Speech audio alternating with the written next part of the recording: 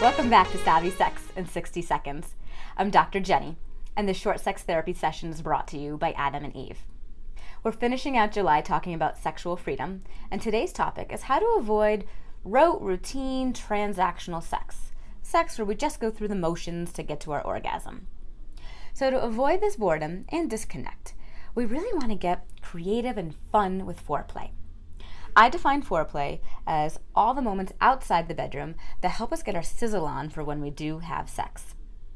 So here's a little homework assignment. I call it casting couch. It's an opportunity to totally objectify your partner. So here's how it could look. Let's say I had my husband here on my couch, and I was trying to cast him in an erotic movie. I might sell him to the director by telling the director all about his sexy, big, strong thighs, and his shoulders that are nice and broad, and the hair on his chest, and his luscious lips, and of course his fabulous penis. But don't just keep it here. Make sure you tell your partner all these things.